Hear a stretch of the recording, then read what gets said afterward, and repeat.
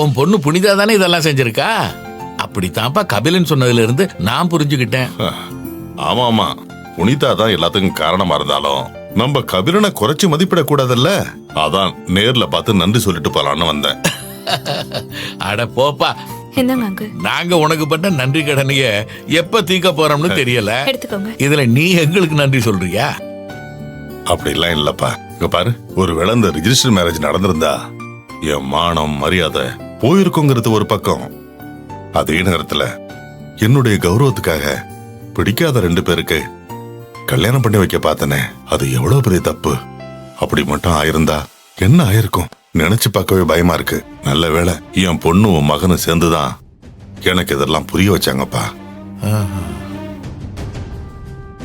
வாங்க தம்பி. என்ன தம்பி, ஆபீஸ்ல இருந்தா வரீங்க? ஆமா சார்.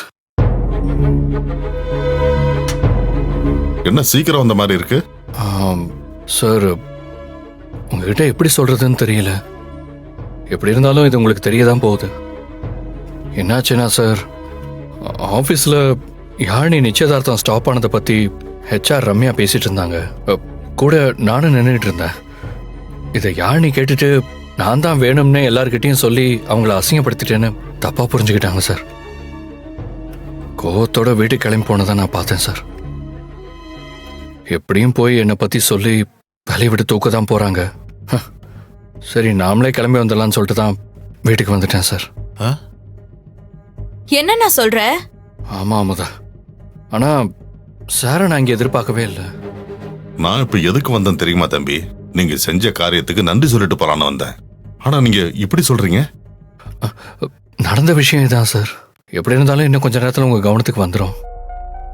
யாழினி உங்க ஒய்ஃப் கிட்ட சொல்லுவாங்க, அவங்க உங்ககிட்ட சொல்லுவாங்க. அது அப்படித்தானே சார் போகும். தம்பி ஒரு நிமிஷம். நீங்க இப்படி நினைக்கிறத நான் ஒன்னும் தப்பு சொல்லல. ஆனா என்ன பொறுத்த வரைக்கும் எப்பவும் கம்பெனி வேற குடும்பம் வேற தான்.